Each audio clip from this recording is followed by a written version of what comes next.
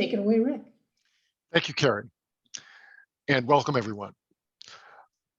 In this series, and we're doing a series of webinars, we're looking at 4 different career questions. Last week, we looked at taking time out from work, how much it costs. Today, we're thinking about whether graduate school is worth the investment, and we'll think about whether investing in more schooling is worthwhile and under what circumstances. Next week, we'll talk about how best to pursue your dream career. And in the May webinar, the first week in May, we'll look at whether it can make sense to slow down later in your career.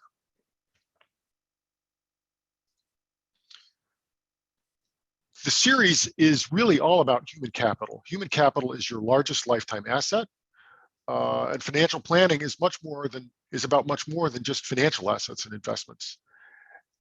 For almost everyone, human capital earning power is the foundation of financial life. And work decisions are about future earnings, human capital, as much or more as they are about current earnings. And just an aside, I kind of grew up on the human capital perspective, which was championed by one of my professors in graduate school, Gary Becker at the University of Chicago. Finally, when we think about student loans, many of us are not fortunate enough to be able to fund higher education from cash. But I'm going to suggest today that student loans aren't necessarily bad. They encourage us to think carefully about the investment that we're making.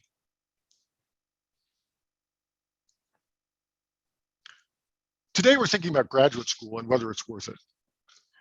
Even more than for college, it's clear that graduate school is an investment. College graduates directly compare their job opportunities with going to graduate school.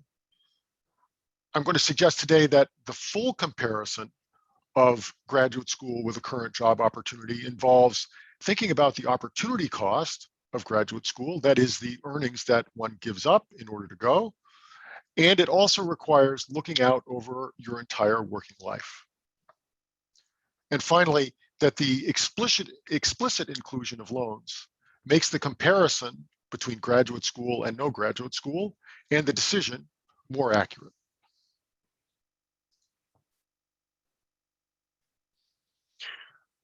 We're going to start with Kim.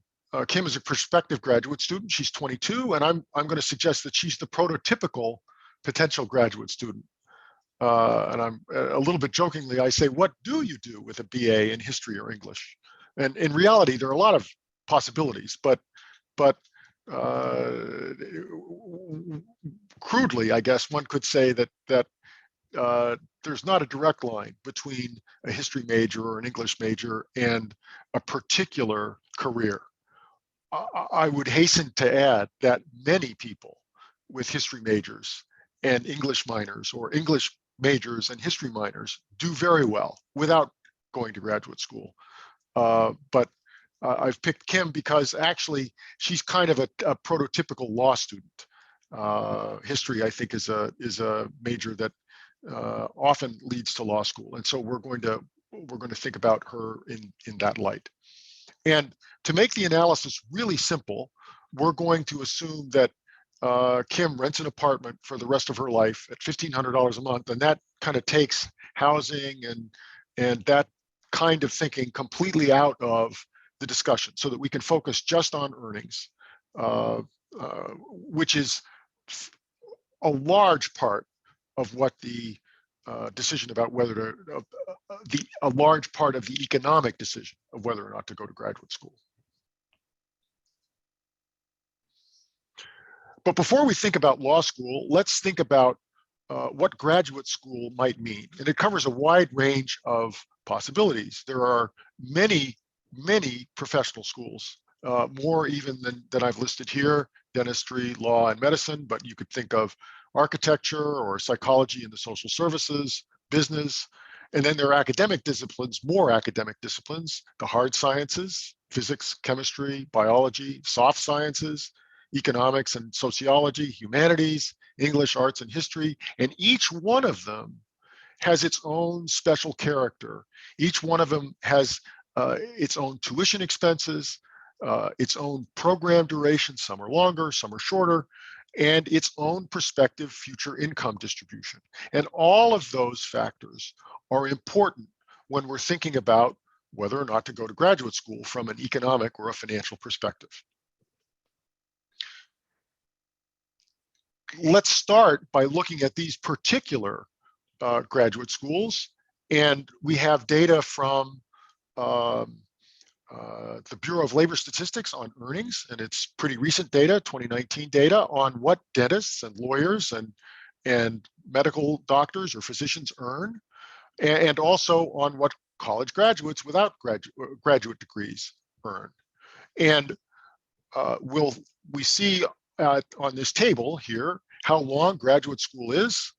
Dentistry is 4 years, law school is 3, medicine is 7, medical school itself is shorter, but then there's internships and residencies and so forth that are years of relatively low earnings before one becomes a full-fledged physician.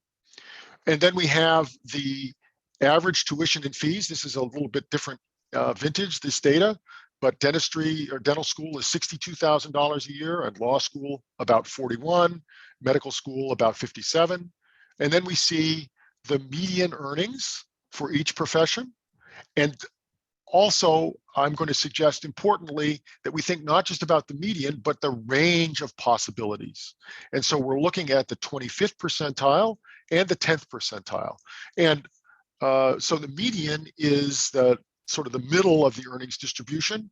And that means that half of dentists, if we look at the dentistry row, half of dentists earn $155,600 or more. The other half earn $155,600 or less.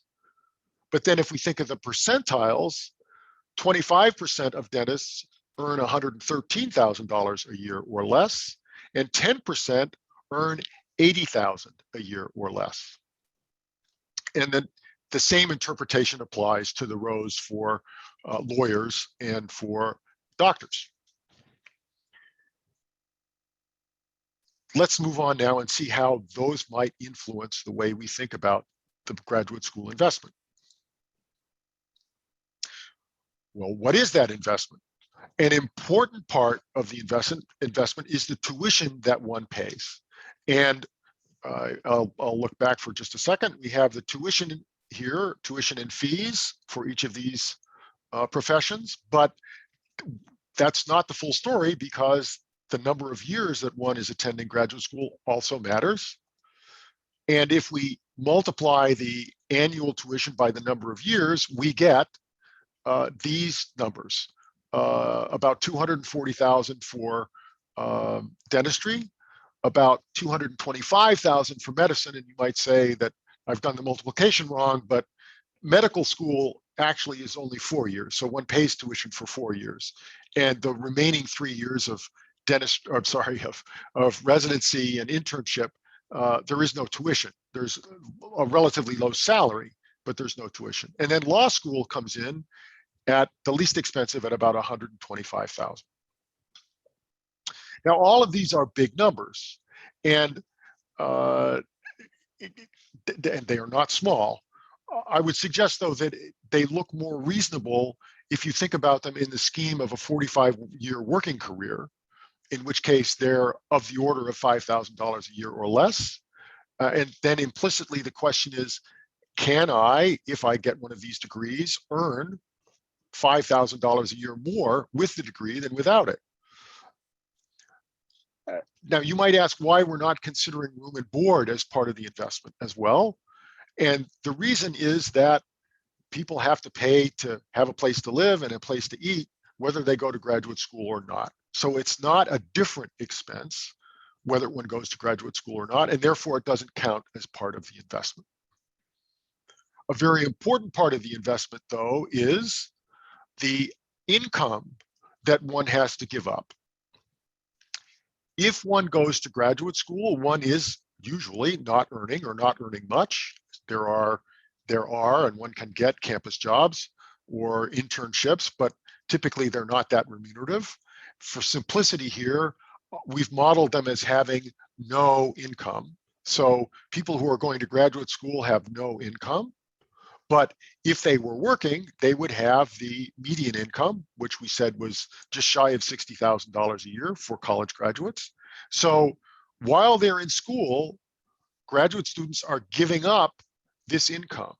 So in addition to covering the cost of tuition with improved earnings, they also have to overcome this lost income. That lost income adds up to nearly $180,000 for the median college graduate. That's more than law school tuition. 4 years is nearly $240,000, which is comparable to the medical school and dental school tuition. So the total investment is the addition or the sum of the foregone income and the tuition cost, and it's easily double the tuition cost.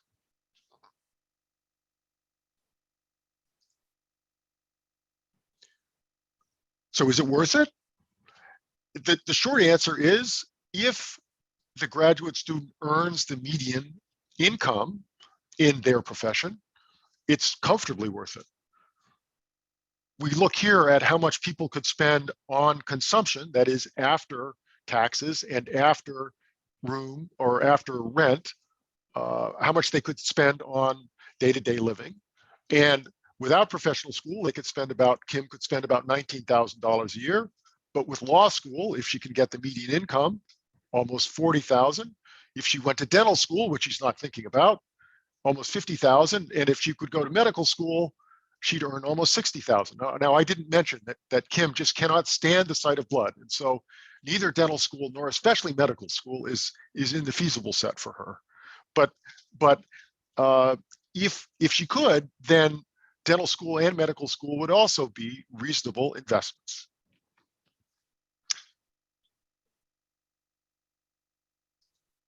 And that's true even if she borrows to go to law school. And we can see that here, looking at the amount that she would borrow over the time that she's going to graduate school. You see that, and the borrowing is, larger borrowing means more negative net worth. So she borrows a lot early on, and she ends up with a debt of almost $300,000.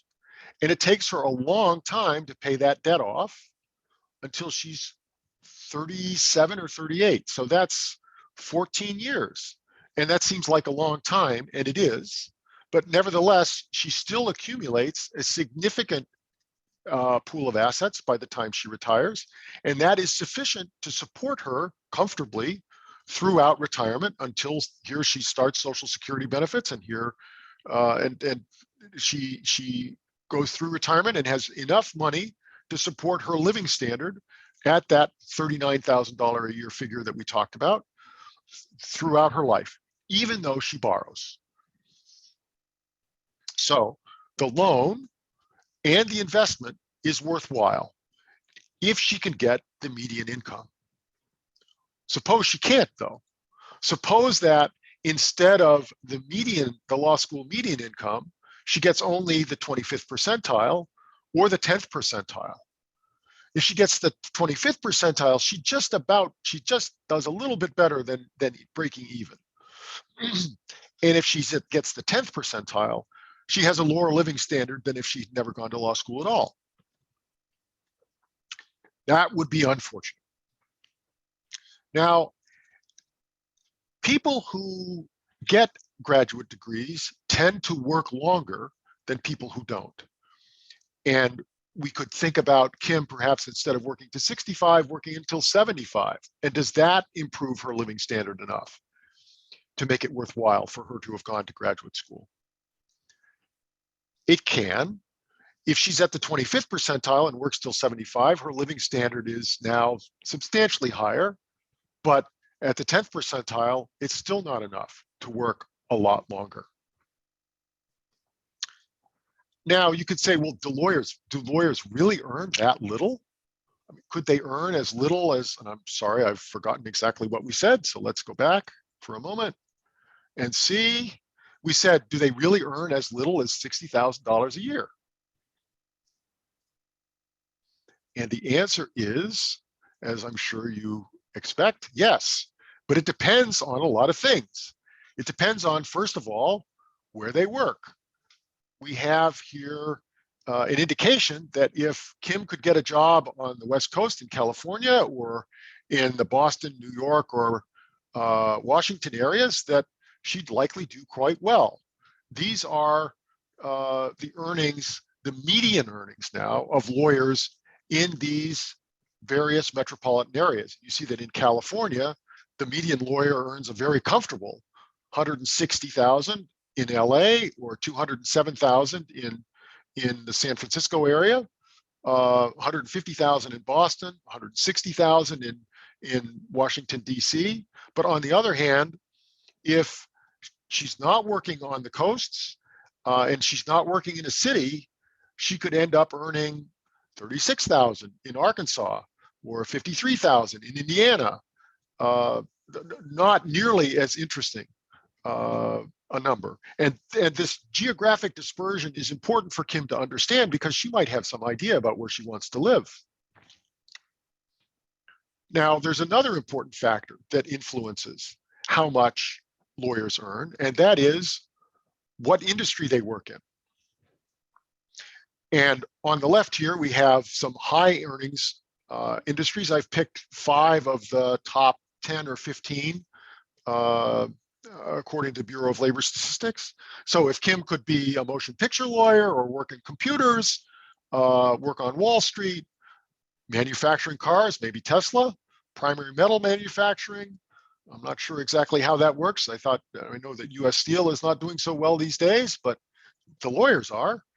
So if she knew that she was interested in one of these, that would be encouraging. On the other hand, there are others where lawyers don't earn as much.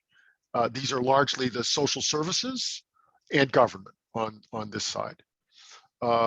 So if we put those two together, if Kim knew that she was going to work in and could get a job in the film industry in LA, that sounds pretty good. But if she's working in individual and family services in Eastern Arkansas, that might not be so good from a financial perspective. And Kim might have strong views about what industry she hopes to work in. And that can inform her about whether or not law school would be a good decision.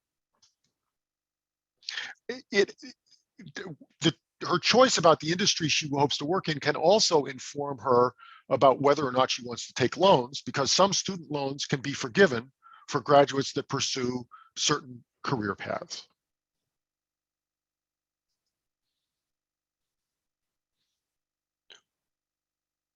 Graduate school is not going to graduate school, and whether or not to go is not an easy investment decision.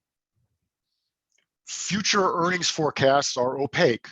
You don't, even though we've got the current annual earnings by geography or by career or by industry, those numbers may not persist.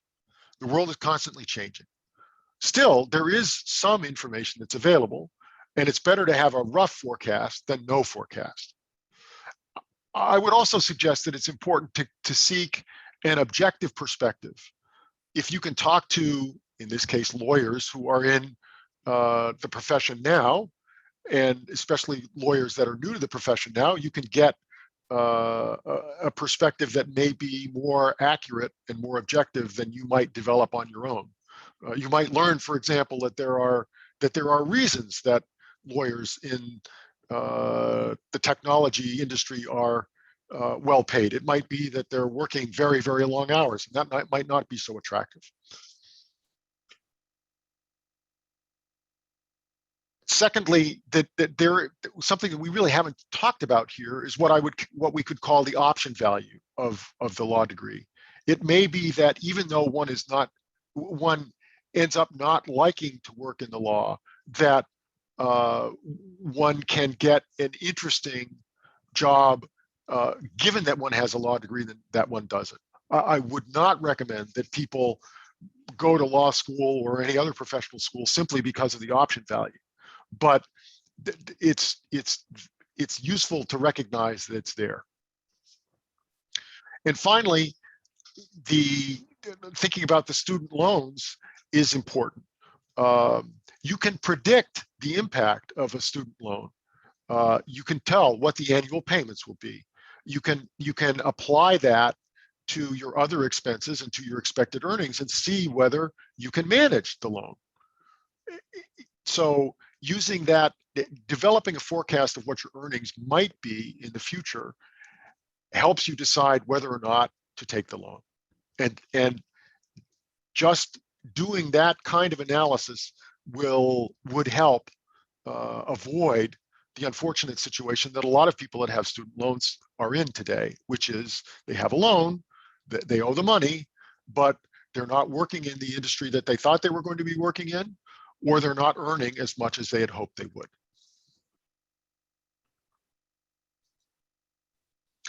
And Carrie, I think we're ready to take questions.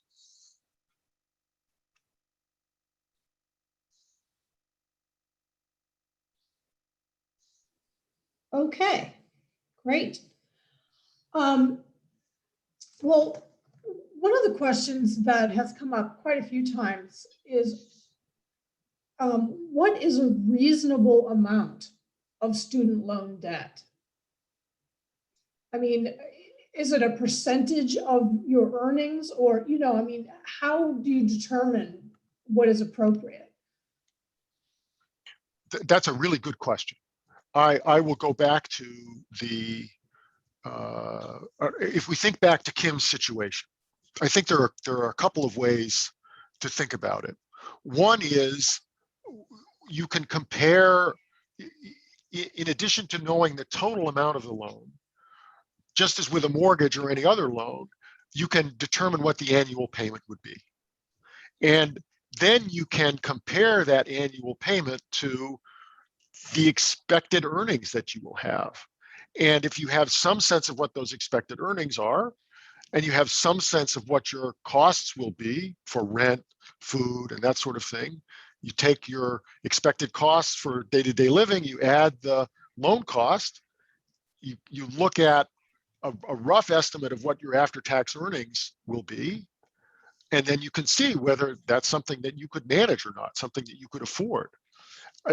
In general, I would say that if it's a close call, if you say, well, I did the analysis and I think I might barely be able to afford the loan, chances are good you're going to, if you took if you decided you were going to go to graduate school and you took the loan, chances are you're going to find out afterwards that you wish you hadn't done it.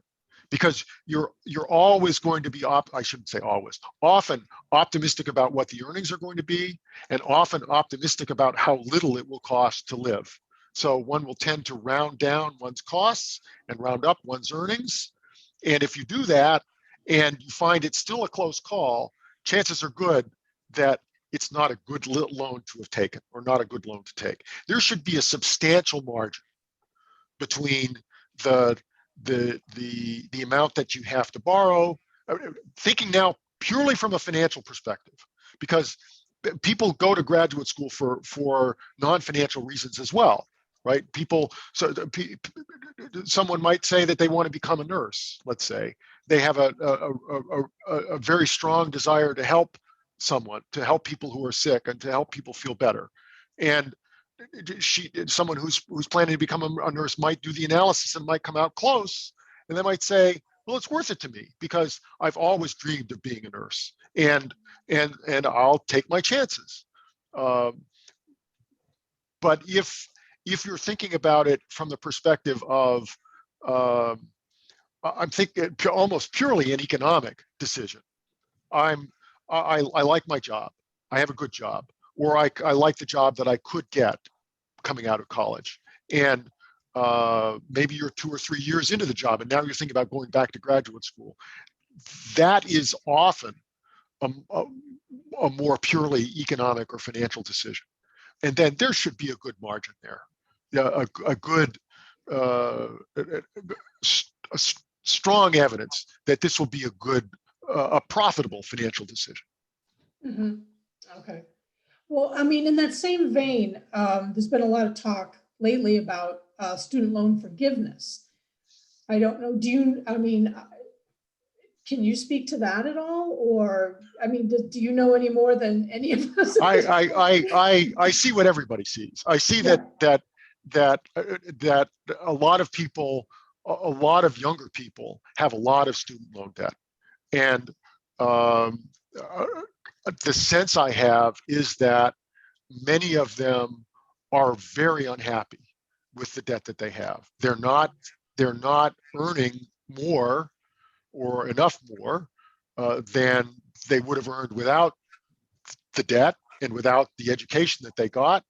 Um, and they're saddled with debt that they think they will be unable to pay, and it's keeping them from moving forward in life. It's keeping them from getting married. It's keeping them from buying houses. It's keeping them from having children, and all of that is very unfortunate, especially when uh, for those who may have uh, uh, borrowed the money to uh, pay tuition for a school that might not have been as straightforward as it could have been about what their opportunities would be afterwards. And um, so they may have borrowed a lot of money and been very disappointed in what they were able to earn out afterwards. But that's, I'm a financial advisor. I'm not a policy maker, and so I don't. Um, I can observe that. I can see that a lot of people are in a difficult situation, but as to whether um, the loan should be forgiven, that's a political question. Sure, sure. There is another question from one of the attendees. Um, he or she says, your analysis showed different earnings for law in various parts of the country. Um, is the comparison you should be making for law school or not be comparing law earnings in the region versus no law school earnings in the same region? Yes, if I were, yes, if this were an academic discussion, then yes, we could be more accurate, and we could look at. I mean, there are many factors that if we were trying to assess whether law school is worth it, we'd be looking at um, people that are not earning, or college graduates, not just based on the median earnings for everybody in the country, but median earnings for them, for the degree that they had, right? And the median earnings for someone with a degree in English might be different than the median earnings for somebody with a degree in engineering, let's say, right? So you'd want to look at that, and then to really do it right, you'd say, and well, what about engineers with law degrees? How do they do? And engineers with law degrees in various industries. So there are many refinements that one could make to this analysis. Um, and if you're doing this analysis for yourself or for someone in your family, you might try to do that. I think that it would be a mistake, though, to um, to try to cut it too fine or to be too accurate. I think that you want to get a forecast of what the earnings might be, of the earnings benefit, and you want to get a sense of, is it likely that I'll be able to make more, that I'll be able to earn enough more to make it worth my while. And we've chosen here a number of fields where the earnings are, I think, generally substantially higher for people with those graduate degrees than for people without them. If you think about, though, somebody who's thinking about getting a PhD in English or a PhD in anthropology, the extra earnings that one might expect from that degree are substantially lower, I would argue, than for somebody who's thinking about a law degree or a medical degree. And it may be more important in that, for people who are thinking about that, to really understand the economic implications of what they're doing, because the decision, I think, from a financial perspective is much closer than for somebody who's thinking about law school or a medical school, because in general, it's more likely that the financial decision for someone who becomes a doctor is going to be more favorable than for somebody who's going to get a PhD in anthropology. That the opportunity that for very high earnings is just much higher in medical school than in anthropology. Indiana Jones to the contrary. I guess that's archaeology, but still. So here's another question. What if you are well past your 20s and you anticipate paying college tuition for your children in about 5 years? Would it be better to borrow money for the child's undergraduate education or for the parent's graduate school? Oh, that that is a hard question. That's a very family specific, situation specific question. And I don't know that I would try to avoid having it be an either or question. I think that one should think about each decision, if you will, on its own. So for the parent who's, let's say, if their kids are 5 years away from college, then I think it's safe to assume that the parents are probably at least 40. And so one important distinction here is for somebody who's 40, that the length of time over which they're going to be able to earn extra money, extra earnings over the earnings that they have now is shorter, right? So it's from 40 to 65 versus, let's say, 22 to 65.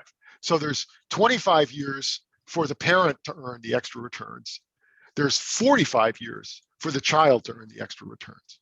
And so if the costs were exactly the same, the parent's extra income would have to be higher to make the investments equivalent.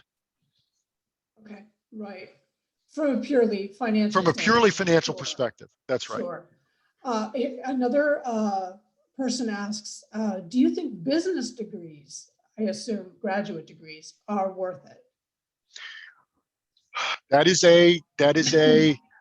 from a financial perspective, I think now here it would be very interesting, and I think this is going to be I think specific to the school, and I think the data are going to be different. I think the schools have data on what their graduates earn, and the schools vary on what their graduates earn. I think you can get really good information about if you get into, let's say, a top 10 business school versus maybe one with a smaller reputation, right? And you can see the impact or the difference in earnings that you might anticipate if you go to school A versus school B versus school C, because school A, B, and C will tell you what their graduates earn 2 years out, 5 years out, 10 years out. And I think that can be very informative as to the potential benefit of business school. Because they're business schools, they're very focused on the financial implications of and they think about it, and they expect their students to think about it as an investment. And so the information should be pretty good. And so you should be able to make a pretty good decision about that, a pretty well-informed decision about that. Right. Well, I don't see any other questions right now. But thank you very much. That was really informative, Rick. Okay. Well, that's good. We can move on and talk about the next right. Webinars. Okay. Absolutely. Okay. As you may know, this is the second of 4 webinars we just completed. The next one, which will be next Thursday, April 29th at 2 p.m. Eastern, will be, do I take a career in the arts or education? I mean, can I afford that dream job of mine? And Rick will crunch the numbers on that and try to tell us whether we can go on Broadway or that maybe that's a bad decision or not. But Thank you very much. And you can still, oh, do we have another question? Oh, okay. Someone is asking, I'm just going to answer this because it's relevant. Where do you find the recordings of previous webinars? We have a YouTube channel, and I can put the link into this, or I can. It's also available on our website. So Right. you can go to the sensiblefinancial.com website and find it's under resources, and then there are videos and webinars, and you can find it there. Absolutely. Okay. Absolutely. All right. Okay. Well, thank you all for coming. I hope you found it valuable. Here's how to get in touch with us, and have a great afternoon.